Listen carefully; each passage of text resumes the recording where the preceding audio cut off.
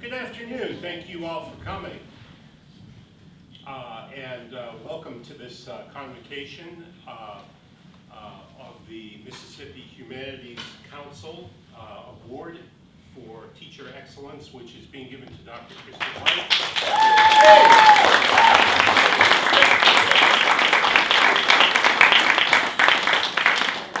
My next line was going to be, please hold your applause, but not necessary. And so we are thrilled to hear from Kristen in just a few minutes. Emil Wilson is with us. He is on the board of the Mississippi Humanities Council. He's also a Belhaven grad and a good friend of Belhaven and been involved at Belhaven in many, many ways. He's going to come and tell us about the council, and then I'll say a few words about Kristen.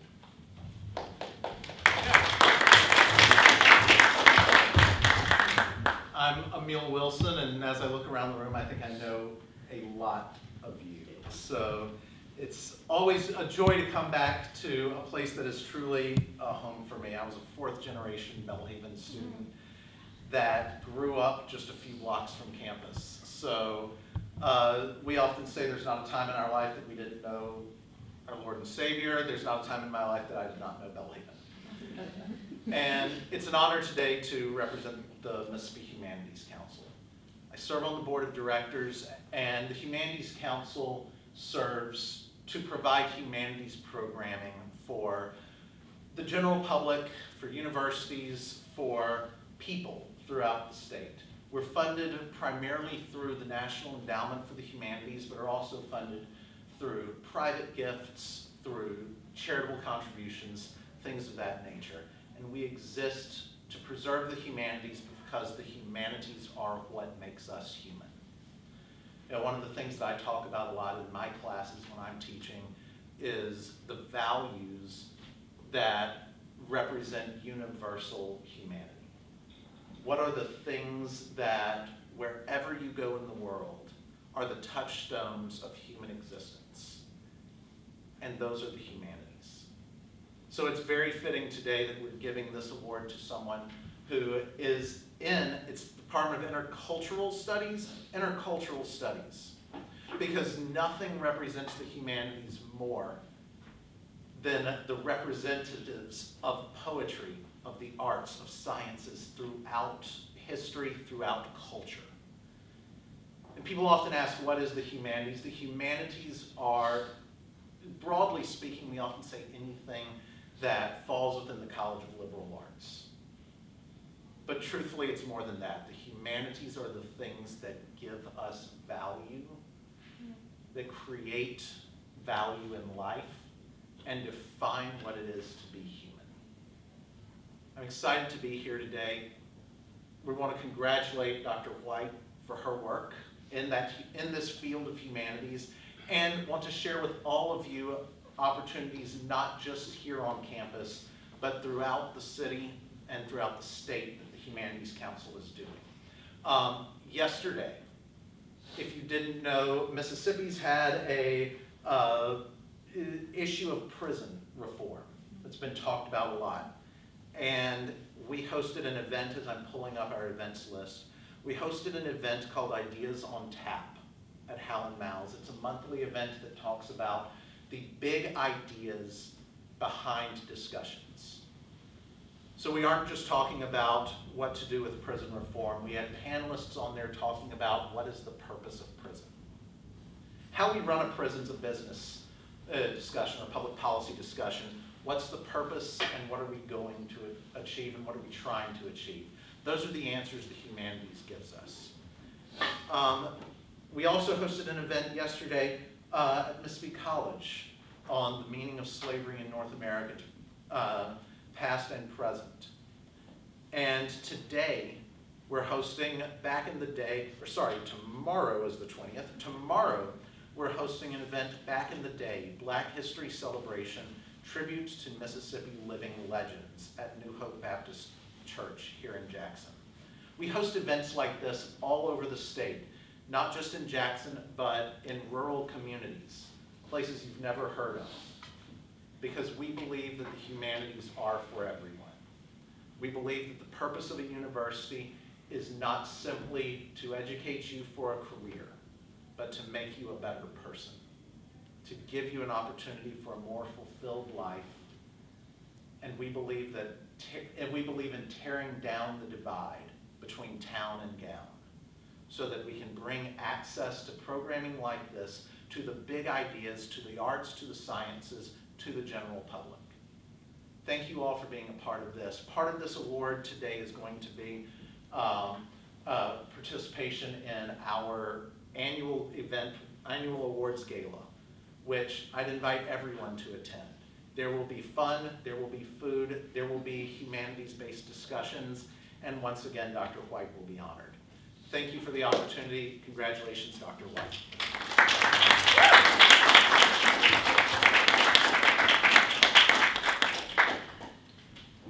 There are some faculty, not at Belhaven, but at other places, that could be criticized for being faculty who teach because they can't do, or they've lost their passion for doing what their first calling was. Well, Kristen is at the opposite end of that spectrum. She is a person who exudes passion and knowledge and competence and a love for Christ and a love for students, and has just bridged the gap between her cultural experiences in teaching.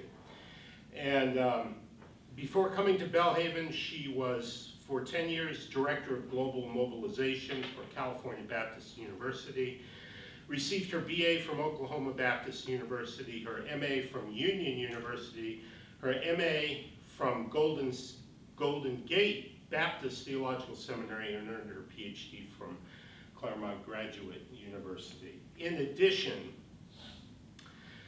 since I wrote this introduction and had her having traveled to 45 countries, she's now traveled to 51 countries, so she snuck an extra 6 countries in there at the last minute, and not only that, but lived in China for 2 years. So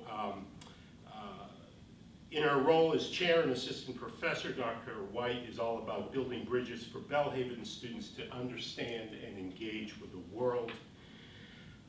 She has a broad understanding of cultural issues built on a depth of training in theology and education, her enthusiasm in the classroom and everywhere else, love for students and for the world, and commitment to Christ and to the university's Christian mission to serve all, make her a role model and mentor for students interested in working internationally. Kristen, come and speak with us.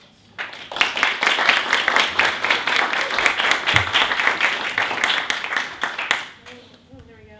Well, good afternoon. Thank you guys so much for coming. You really have honored me with your presence, and it means a great deal to me that all of you are here.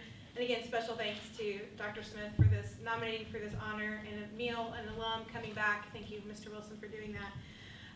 Honestly, if I could talk about anything in humanities, I'd love to talk about fantasy football, but I just didn't have the hard data on it yet.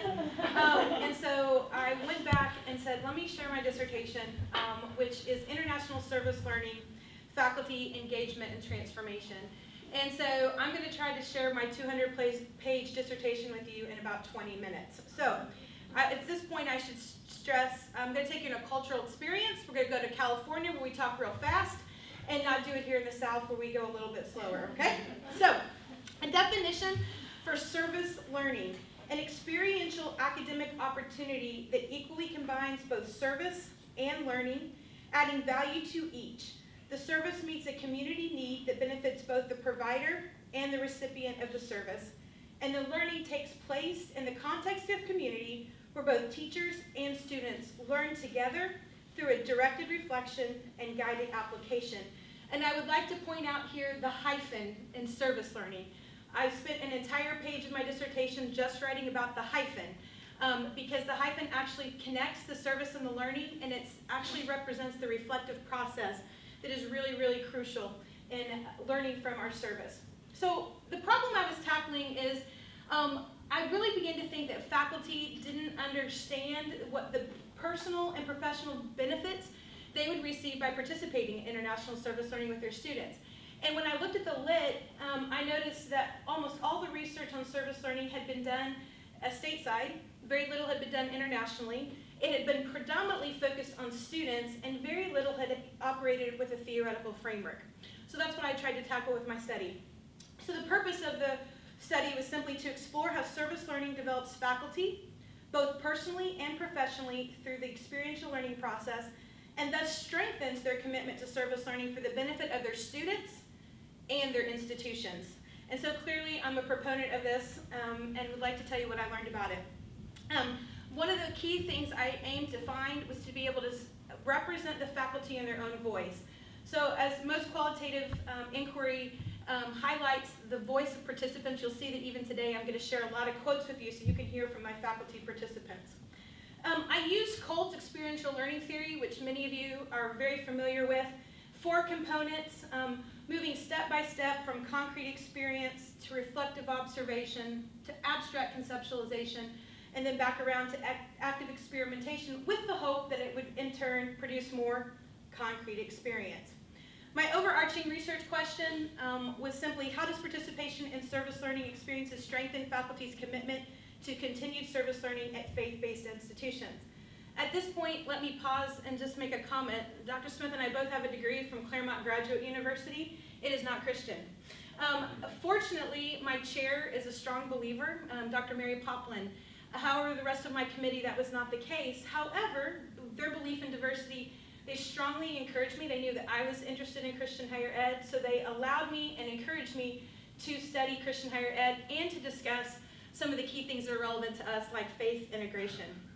So my methodology, I conducted in person, in almost all cases, across the country. It was a 22-question survey. They were open-ended questions that resulted, the average length of interview with these faculty members was 64 minutes for a total of 51 hours of digital auto recording.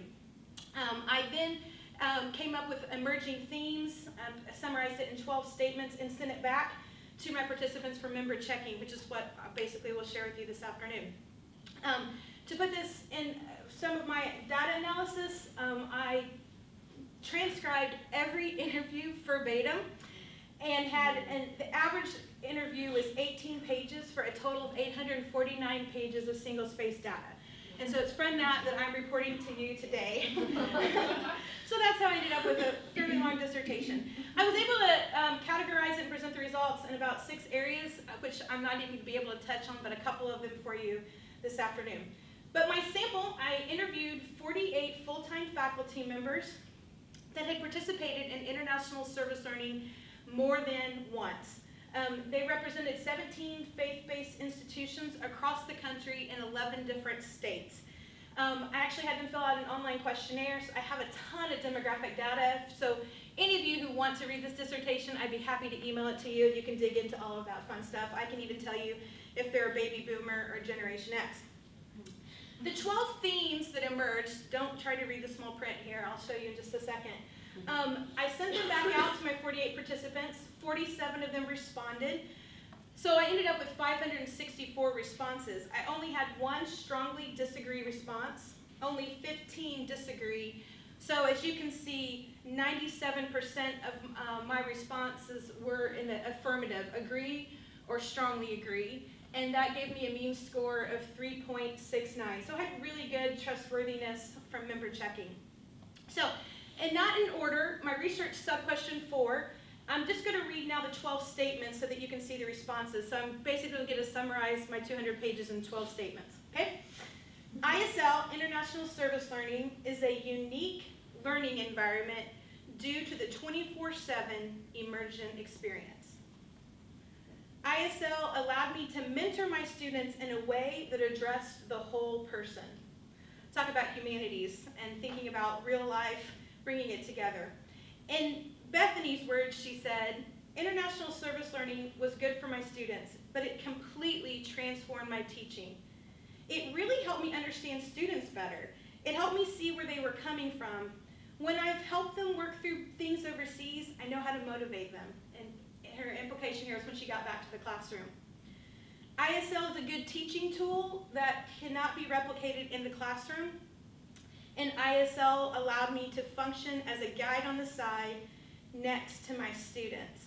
Again, they said that they became better teachers and being able to relate to their students because of these experiences. I love Daniel. He said, I think it's the aspect of humility. I have to lead my students, but I am not above my students. I have an obligation and a duty to lead them and to protect them when I'm there, but I'm not above them. Again, I'm not the grand poobah engineering professor. Jessica said that I don't know everything. I thought I had a lot of experience, and I realized that I didn't have as much as I thought I did. So it was very humbling, and I'm independent and think I can do everything kind of person, which, as we know from a biblical perspective, is incorrect. And so I came to realize that I needed to rely on others more. You're going to start to notice that one of the themes is how much faculty talked about humility and how they really realized how prideful they were and how they would stand on their own content and their confidence up in front of the classroom. And when they went overseas in these experiences, they were stripped of all of that. Some would use expressions like, I felt naked and I felt x-rayed in a way that I'd never been x-rayed before by my students. ISL benefited not only my students, but also me. 91% said strongly agree. And that's what the message I was trying to get out with my research, is that this is not just for students and their institutions, but can be a real learning opportunity for oneself. Then this statement, international service learning is an arduous undertaking, but it is worth the investment. 77% strongly agreed. Now this was the most interesting part of the interview. It was the climax. I asked this question: how would you respond to a colleague who told you that international service learning was an arduous undertaking that was not worth the investment? Immediately they would respond with a lot of emotion. I had 240 comments that came up on this. And first they said things, I'd punch them. Or I'd slap them down for their ignorance. It was fascinating, they just immediately. Only 3 of my participants said it was not arduous. I'm pretty sure they were lying through their teeth.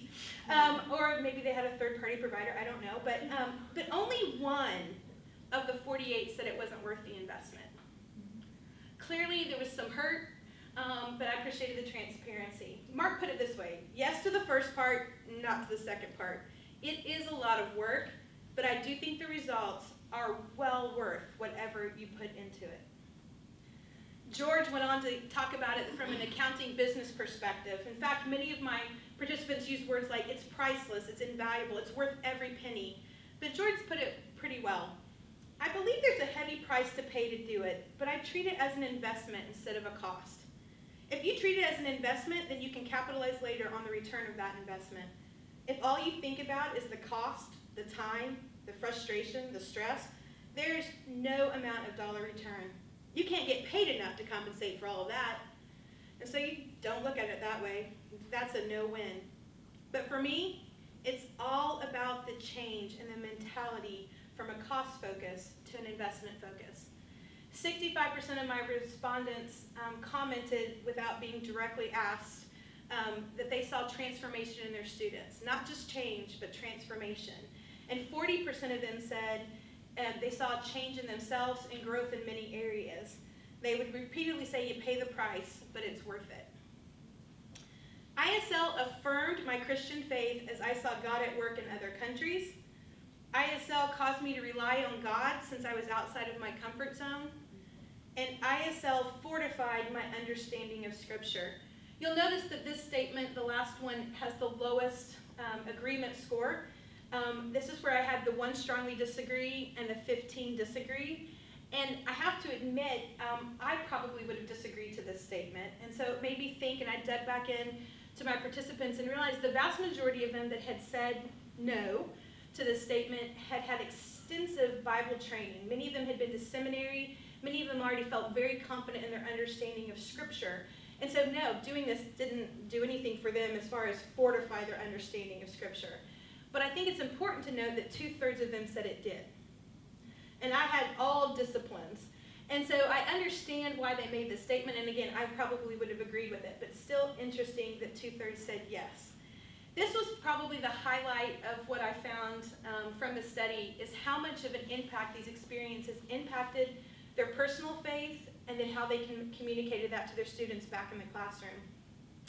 They also commented on the importance of diversity. They learned about different Christianity in multiple cultural contexts. They learned about from their students from different church traditions. But they also learned about things like racism and prejudice. I had a faculty member who's a nurse in California, and she's in charge of the skills lab. And so she's the one that purchases all the mannequins that her students work on to practice their skill set. And she's been doing this for many, many, many years. She finally had the opportunity to lead students to India, her fellow nursing students. And she said she had just stepped into the hospital when she saw something that made her stop in her tracks. And she saw all the color in all the hospital beds. And as a white person herself, she realized that if you stepped into her clinical lab back on campus, every one of the mannequins was white. It didn't even represent her student population, but it certainly didn't represent her patient population. She said, and it was at that moment the trip was worth it to India, and I had just begun. And I came back, and then every mannequin I've purchased since then has been a mannequin of color to address issues such as that. Another faculty member here in the South at a nearby sister school, she's a social worker, and every other year she takes her students to the country of South Africa. And she said it was really interesting. They could easily talk about racism and apartheid and look what they did and how did that happen and oh, I can't believe it's still an issue today. And she said almost like clockwork, every time with a different group of students, one student would go, oh, that's kind of like us back home. She said, but then we were able to talk about it in a way we'd never been able to talk about it before. And then we were able to bring that conversation back to the classroom. Daniel said it this way. From a leadership standpoint and management standpoint, it was a big stretch for me. I felt completely inadequate, and every single time I go, even though I've gone several times, I still end up feeling completely inadequate, and God always makes us sufficient. He always makes me and the team adequate to do something good, and so God always gets the glory. I think it's especially easy for faculty to have big egos, and you're sitting in front of a class, and you're always the expert, but it's an extremely humbling experience every time. Because I always get to the point of, I can't do this. I can't do this, God. But God makes it work and makes it adequate. Several faculty members relayed stories of having just to stop and look at their students and say, I don't know exactly what to do. Can we just pray? Or, hey, what do you guys think we should do? You've had as much time in this country as I have. And all of a sudden, leveling the playing field, they said it was in those moments we probably taught our students more than anything we taught them before, because we also taught them how to brave the waters, the scary waters, and have courage, and how to problem solve, and to realize we don't always have it together. ISL improved my ability to integrate faith and learning in the classroom. 70% said strongly agree. ISL demonstrated how I could be used for kingdom work in my profession. And ISL allowed me to use my academic discipline to serve others and share the gospel. It was really fun to see these statements emerge because many of them confessed that they did their profession here and they did their church and their service here, but by having an experience that brought their profession into a situation where they could use it for the kingdom, all of a sudden it was an aha for them, and it was a fulfillment, and it just came together and clicked. And they said it just brought more joy. What we discovered most of the time, it seemed like they often had someone on the field that they were working with that had already figured it out, and they operated like a paragon for them. So an engineering professor living in China who's already using those skills to meet the needs of the local people and then inviting the professor and students into that, then they saw it and they were much more likely to come back and then integrate that into their home setting. Shannon summed it up pretty well. The international trips sort of force you to do the integration. In the classroom, it can all be sort of an academic where you're talking about it and you're thinking about it, but in a travel situation, in a totally different kind of context, it's applied. How does your faith attach to this experience? It's a very direct experiential kind of thing that forces the faith and learning integration in a way that doesn't necessarily happen in a typical classroom. It was in the context of service where the paradigm shift occurred for several of the participants. They no longer viewed the Christian academic career as solely as the integration of faith and learning. Now they heralded the expanded version of the integration of faith, learning, and living. So as you can tell, Shannon not only did this herself, but she trained other faculty to do it. And so she was also relaying what she saw. And it was at this institution that she blew my mind, and their institution no longer uses the phrase integration of faith and learning. They've expanded it to the integration of faith, learning, and living. And I'm now a part of a couple of associations where many of these members I connected with, and that is the phrase we've adopted. It kind of brings all three together. It was an insight for them. Many of the participants talked about, before I went on these experiences, I thought integration of faith and learning was leading a devotion at the beginning of the class, praying a prayer. And then all of a sudden I realized that just wasn't enough. And so 1/3 of my participants said that it helped them or influenced them how to better do integration of faith and learning. They said the Bible came alive for them. They had a bigger need for the Bible, and the more Bible they had in them, the more they could integrate into their teaching practice. Colleen said it best. It's my role to make sure that I share with the students the biblical worldview and what that means to be a follower of Jesus. And I'm not in the same place that I was before I went. It's different because of the experiences. And so I think I share at a deeper level, or at a different level than I did before. So those were some of the key summary statements that emerged. Just 2 more points I'll share with you. I had really sought out to figure out with Kolb's experiential learning theory what happened in the 4 corners that advanced the learning process. And honestly, I would like to go do a further study that really explores these corners more in depth. My dissertation committee got really excited about this particular part because I was able to find some data, and I labeled these are the 4 corners. If you pay attention to each of these 4 corners, you can get expanded potential of learning. And so it actually has to do extended time on the field, equipping debriefing facilitators, and encouraging a campus community, and so forth. This is what it turns out to be. I noticed that I could tell a big difference between my participants who had spent 2 weeks or longer on the field and those that had spent less. Many of them advocated for 3 or more weeks to take advantage of the opportunity and really get in learning. But those that were doing 1-week experiences talked very differently than those that had gone longer. And it makes sense. The more concrete experience you have, the more reflection you can have. Then the comments really came out about this reflection piece, is that they had to be equipped debriefing facilitators. They had to learn the skill of facilitation, but as they were debriefing their students, they realized they were debriefing themselves.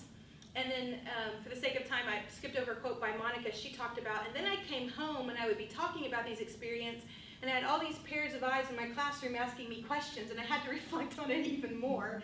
And she said, the more I reflected, then I was able to have more abstract conceptualization. This is where also my participants really diverged. Many of my participants were the only person at their campus, a lone wolf, that participated in this. But there were a few places where there were multiple faculty members doing international service learning. And as you might imagine, they became an encouraging campus community. They gravitated towards one another. They fed off one another. They encouraged each other to do it again or do it better. And several of them created a whole new major. Some of them looked at their syllabi and redid their course syllabi, creating different case studies. So it continued to create more active experimentation. Now, this is when the 4th corner is really the first corner.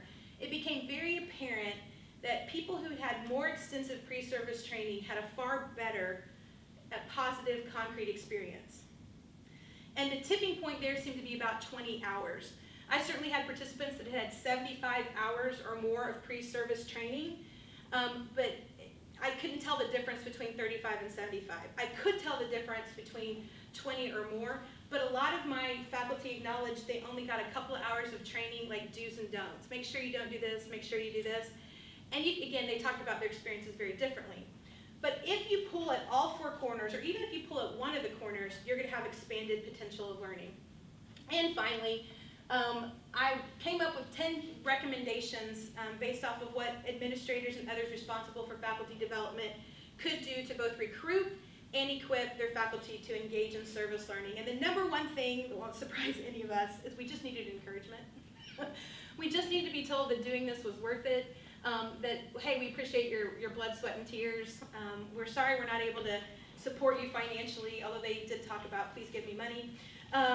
They gave several examples that oftentimes at schools you recognize the best teacher, the best researcher, but very rarely do you recognize the best faculty. And several of the schools recommended offering Perspectives on the World Christian Movement, which is a course and only to do it for faculty so they can talk about it. And sincerely, finally, what was really interesting is I actually had a bonus chapter that from my study emerged what I call the Kingdom Professional Model. I think I mentioned that 2 of my faculty members were not believers. They did not understand this chapter. My chair loved it. She was so supportive of it. But my other 2 were like, we don't get it. And so they asked me to remove it, which is fine. I removed it. I wanted to get that PhD and be done with it. But from that, this is actually where I'm spending most of my time in scholarship and doing my reading and writing, is developing the Kingdom Professional Model with one of my colleagues. And it's taking that integration of faith, learning, and living and bringing it together and helping people identify their 3 entities of being a faith follower, a professional, and a servant in order to advance the kingdom as a kingdom professional. And that's why here at Belhaven, my department award is the Kingdom Professional Award. And so with that, I would be more than delighted to take your questions, because the Kingdom Professional Model is a whole 20-minute presentation on its own. The end.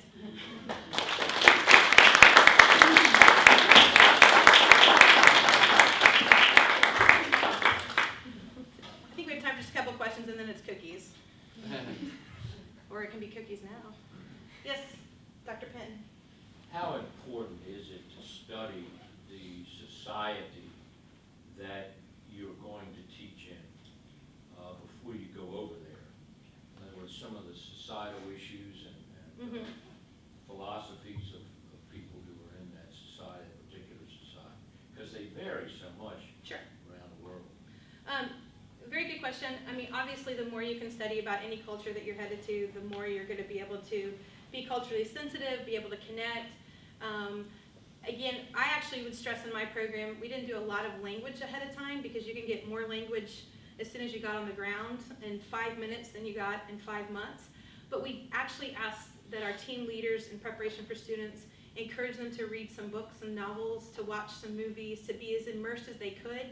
And they had to write short synopsis papers. It's a lot of the things I make my students do in my classroom now. But we would do that even for people going abroad. Again, the more they can get, the better. Kristen, Yes, Dr. Rick Dunbar. were these all mission trips that you're studying here or not? Great What were question. their differences? Yeah, great question. They were not all. In fact, that would, and again, if I had more time, there's a whole part of in my discussion section that explained how we needed to divorce the dichotomy. Just say this is dichotomy of this is a mission trip and this is study abroad. We need to get rid of that paradigm. And so some had more mission focus, as you would term it, but many of them did not. And so if you were actually, this was kind of fun, looking at my Kingdom Professional Model, I could actually plot every one of these experiences in a different color on this map. And so some, to be honest, they thought they were doing service, but they might not have actually been doing much. They might, like a little dab will do you. And then some were very much service learning in that green space, but they were hesitant to integrate the gospel or their faith. So they were kind of all over the map. The vast majority of the people I interviewed were in the nexus, and that's why all of a sudden it became apparent to me. But I was able to kind of plot everybody in different places. So great question. Was there any geographical differences in your data? You look at where somebody went?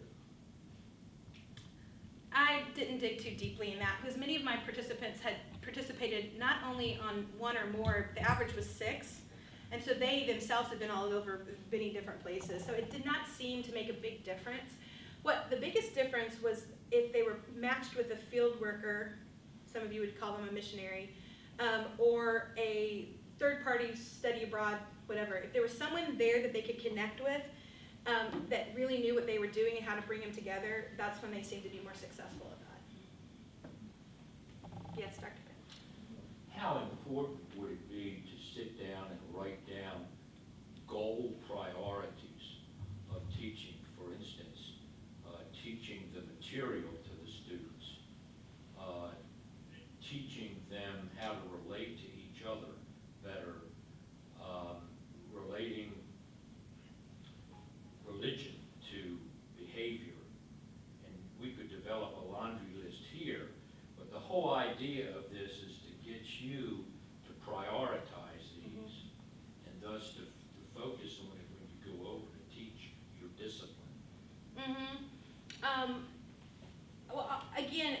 about this particular model is that it says all three are equally important. And I also like that the fact that as a student is learning their profession, their academic discipline, from the get-go, they're learning it, and we're talking about integrating faith, but how can we integrate it so that it's also blessing other people, right? And so it's not a priority of one over the other, but actually prioritizing the idea that we can figure out how to do this all together. It's not easy. I mean, this is like an ideal maybe to strive towards, but I would also argue that every Christian university should have experiences in all of the colors. Because what we also notice is people take a journey. They go from one space to another space, and we have different journeys to find that nexus of becoming a kingdom professional. For example, the helping professions, they tend to take their, like nursing, engineering, teaching, they tend to go from the yellow into the blue. They understand how to use their profession for service. But many of them described their faith was like a halo that bubbled above them. And so it was really interesting. We say at Christian institutions all the time, integration of faith and learning, but they thought that meant just make sure the faith is hovering. And they had to be given permission to actually integrate and be confident and speak into that. Meanwhile, I was trained very differently. I was a youth ministry major and served with the International Mission Board and went to seminary. And so I was able to integrate the red and the blue space, the gospel and service, that kingdom concept. And every time I would talk to people in my profession, I felt like they were pulling me to the dark side because I didn't know there was another space there. They were pulling me out. But what really happened, what emerged from this was my colleague, Donnella Jacobs. She was from a helping profession. She was in the green space. I was in the purple space. And she would say, as a vice provost, we mutually mentored one another. She felt I was pulling her faith, and I felt like she was pulling me into this academic thing. And all of a sudden, we found that was a good tension, and this is what emerged. Ironically, my first mentor in my master's program, she would say she was in the orange space. And so for 40 years, she actually worked for 39 years at one Christian institution that we all adore. And she would say she very much operated in the integration of faith and learning. And every time she would talk to me as a seminary student, she felt like I was pulling her into the dark space because we didn't have a common language. So what I think this model emerges is it gives us a common language. We understand it's dynamic. And so I asked my students to draw these circles and ask them to change them with their experiences. Where do they overlap? We discovered that some people have very limited biblical knowledge. So their red circle's small. And some of them it's pink. It's faith light. And so when you integrate pink into this, you get a fuzzy peach color, not an orange color. So anyway, I think we have time for maybe one more question. I want to respect your time and make sure you get a cookie. Anything about international service learning or anything? I'll ask a question. Yeah, fine. So, for a person who doesn't do this, I'm not an academic person, however, what would it look like?